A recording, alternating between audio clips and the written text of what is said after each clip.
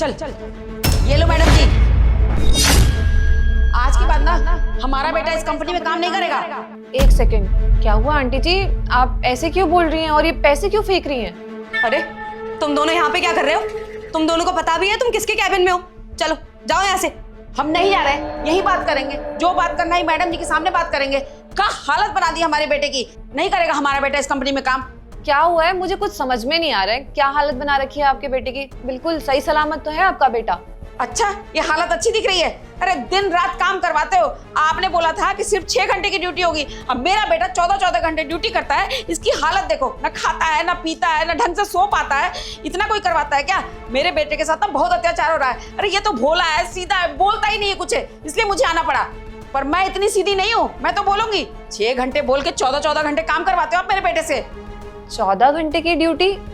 एक सेकंड। हाँ मैडम जी, हम दिन रात यहाँ काम करते हैं, ठीक से खाना पीना नहीं खाते हैं, इसलिए मम्मी परेशान हो रही है। अरे चुप कर तू, तुझे तो बोलना भी नहीं आता। तू बोलता ना तो आज हमको यहाँ नहीं आना पड़ता। मैडम जी, ये बच्चा ना बहुत सीधा है, कुछ बोल नहीं पाता है। ये मैडम जी को देखो, यही मैडम जी सब करवाती हैं। इसको कंपनी में रात में भी रखती हैं और कहती है डबल ड्यूटी करो। और पैसा कितना मिलता है? ये 6,000 रुपए। इतना कम पैसा में कैसे किसका घर चलता है? अरे हमको 2,000 रुपया किराया देना होता है, 2,000 रुपया बिजली का बिल आता है, खाना पीना राशन कहाँ से करेंगे? अरे इसका कपड़ा, हमारा दवाई कहाँ से आएगा? सब कैसे करेंगे हम लोग? गरीब आदमी, इसका मतलब आप लोग खून चूस लोगे हमारा। एक सेकंड अर्जिता, तुमने ही इसको यहाँ सिक्योरिटी गार्ड की पोस्ट दी थी ना? तो अब क्या कह रही है आंटी? ये 14 घंटे नौकरी करता है, टाइम से खाता पीता नहीं है, व्हाट इज दिस? वो मैडम जी, हम बीमार रहने लग गए रात दिन काम करके, इसलिए हमारी माँ बहुत परेशान रहती है। वहाँ छोड़िए ना ये सब, चलिए ना घर चलते हैं। अरे पागल हो गए हो क्या? ये क्या बोल रहे हो? और मैम ऑनेस्टली मैंने इससे कभी भी ओवर टाइम काम नहीं करवाया है, और भला मैं क्यों करवाऊंगी? और आप आंटी जी, आप क्यों आ गई हैं इस मैटर के बीच में? आपका बेटा ओवर टाइम काम करता है, अपनी पसंद से करता है, मैं नहीं करवाती हूँ। पता नहीं कहाँ से आ जाते हैं बीच में बोलने के लिए। अरे मैडम जी चुप करो, आप तो खाली झूठ बोलते रहती हो, दिन रात इससे काम करवाते हो। सुबह इतनी हड़बड़ी में रहता है मेरा बेटा। अरे ना खाता है, ना ढंग से पीता है, जल्दी जल्दी ऑफिस भागने के चक्कर में रहता है। अगर नहीं जाएंगे ड्यूटी पे तो मैडम जी काम से निकाल देंगी। ऐसे कौन अन्याय करता है? अरे किसी को सोने का, किसी को खाने का तो टाइम दोगे ना। अरे ठीक है, काम करवा रहे हो तो करवा लो, लेकिन कम से कम पैसा तो ढंग से दो। 2 बार ड्यूटी करवाती हैं, सुबह की भी रात की भी, अब पैसा इतना कम देती हैं। पूछिए इनसे। कैसी बात कर रही हैं आंटी आप? हमारी कंपनी में काम करने वाले हर एक एम्प्लॉय को उनकी मेहनत के हिसाब से सैलरी मिलती है, इनको भी अपनी मेहनत के हिसाब से सैलरी मिलती है। अच्छा, कहाँ सैलरी मिलती है आपको पता है? 6,000 रुपए। 6,000 रुपए में किसका घर चलता है? 6,000?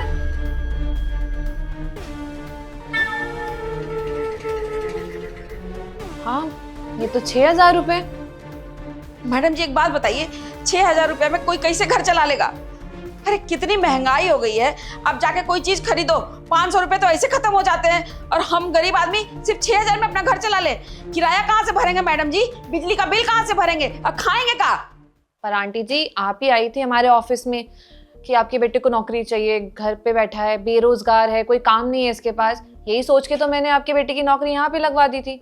लेकिन अब आप आके मुझसे बदतमीजी से बात करेंगी तो ऐसे थोड़ी चलेगा। मैं इस कंपनी की बॉस हूँ, यहाँ पे मेरा एक एम्प्लॉय खड़ा है, आप तो मेरी इंसल्ट करी जा रही हैं। देखिए मैडम जी, हमको कोई शौक नहीं है बदतमीजी से बात करने का। वो भी बात ठीक है कि हम खुद आए थे आपके पास अपने बेटे के नौकरी के लिए, पर नौकरी का मतलब ये थोड़ी ना है कि मेरा बेटा यहाँ काम कर रहा है तो इसका आप लोग खून चूस लेंगी, इसके शरीफ होने का, सीधा होने का नाजायज फायदा उठाएंगी। अरे मैडम जी इतना अत्याचार करती हैं, सोने ही नहीं देती हैं, दिन रात काम करवाती है। तबीयत खराब हो जाएगी मेरे बेटे की। इंसान है ये, मशीन नहीं है। दिन रात काम कराओगे तो करता रहेगा।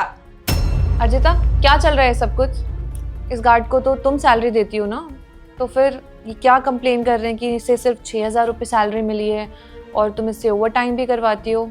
Ma'am I don't know why he is lying.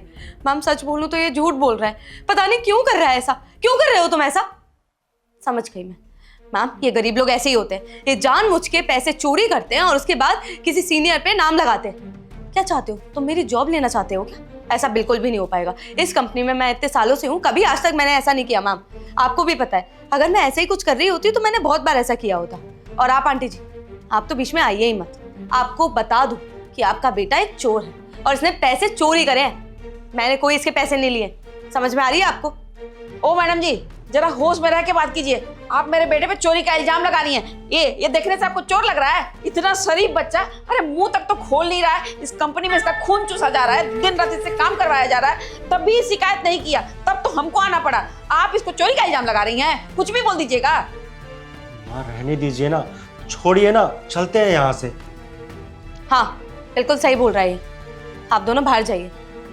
और मैम ऑनेस्टली बोलूँ तो मैंने अपने हाथों से इसको इसकी सैलरी पूरी दी थी।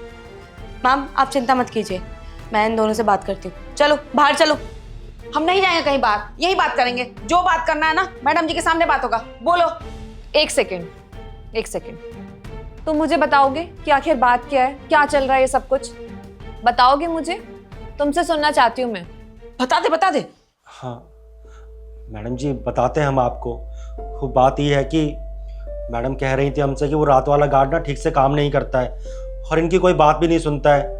तो मैडम जी ने हमसे कहा कि हम दिन की जगह रात में भी नौकरी यहाँ पे कर ले, वो हमारी तनख्वाह डबल कर देंगी और हम जो काम करेंगे ना उसके हमें ओवर टाइम भी मिलेगी।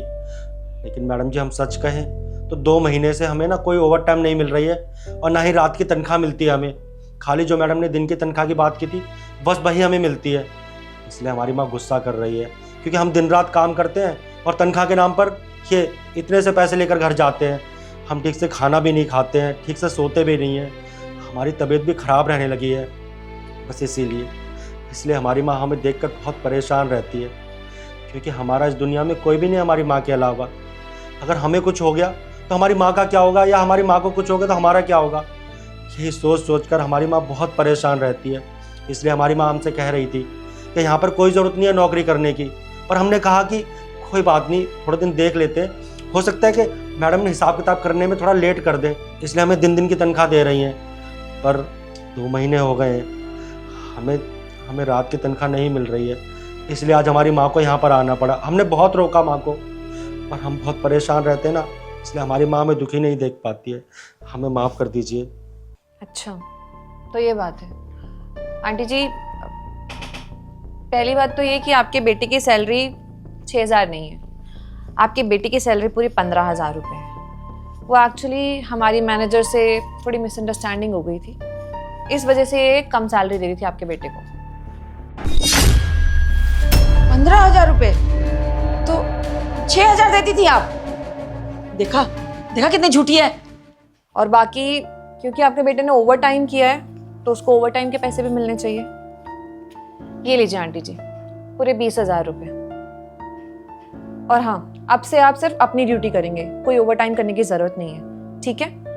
आंटी हमारे मैनेजर की तरफ से थोड़ी सी गलती हो गई थी, उसकी तरफ से मैं आपसे माफ़ी मांगती हूँ। आइंदा से ऐसा कुछ भी नहीं होगा। और अच्छा लगा कि आप यहाँ पे आई, आपने बताया कि आपके बेटे के साथ गलत हो रहा था, वरना मुझे नहीं पता लगता और शायद मुझे ये भी नहीं पता लगता कि मेरे पीठ पीछे क्या चल रहा है। बाकी आप लोग जाइए और अब से ना कोई परेशानी नहीं होगी आपके बेटे को। अब मैडम जी आपको माफ़ी मांगने की ज़रूरत नहीं है और हमको भी शौक नहीं है किसी से बदतमीजी करने का। अब आप ही बताइए मैडम जी, किसी का शोषण होगा तो बोलना तो पड़ेगा ना। अभी शरीफ है तो कुछ बोलता नहीं है, इसलिए हमको आना पड़ा।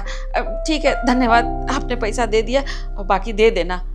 कोई बात नहीं आंटी जी, मैं समझ सकती हूँ, आपका दिल एक माँ का है ना। अपने बेटे को दुख में देख के आप कैसे खुश रह सकती हैं। कोई बात नहीं, आप जाइए।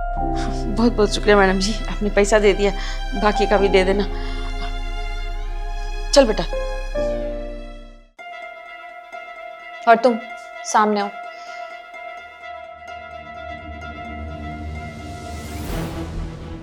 मैंने उनके सामने तुम्हें कुछ नहीं बोला क्योंकि तुम बहुत बड़े पोस्ट पे हो। मैं नहीं चाहती थी कि मेरी कंपनी के सीनियर एम्प्लॉय की बेइज्जती हो। अब मुझे बताओगी ये सब कुछ क्यों किया तुमने? मैम ऑनेस्टली बोलूँ तो मेरे को पैसों की बहुत ज़्यादा नीड थी। इस महीने मेरे एक्सपेंसेस बहुत ज़्यादा थे। मैंने बहुत सारे अपने क्लोज फ्रेंड से मांगने की कोशिश करी बट नोबडी हेल्प्ड, इसलिए मैंने ये सब किया मैम। सीरियसली? तुम्हारे एक्सपेंसेस ज़्यादा हो गए थे इसलिए तुमने उस बेचारे गार्ड के पैसे मार लिए, ऊपर से उसे ओवर टाइम भी करवाया। मैनेजर हो तुम, 1 लाख सैलरी है तुम्हारी, उसके बावजूद तुम्हारे एक्सपेंसेस उस सैलरी से पूरे नहीं होते हैं। सीरियसली? देखो मैंने उनके सामने कुछ ना बोल के तुम्हारी इज्जत रखी, लेकिन इसका मतलब ये नहीं कि तुम मेरी कंपनी की रेपुटेशन खराब करोगी। अगर ये बात बाहर पता चलेगी ना लोगों को, हमारी कंपनी की थू थू होगी और मैं वो नहीं चाहती। तो आइंदा से ना ऐसी गलती मत करना। समझ में आया? तो मैं फर्स्ट एंड लास्ट वार्निंग दे रही हूँ। Yes, ma'am. I won't do it again. I'm really sorry, ma'am. Really sorry. I really hope कि तुम्हें समझ में आया होगा। जाओ।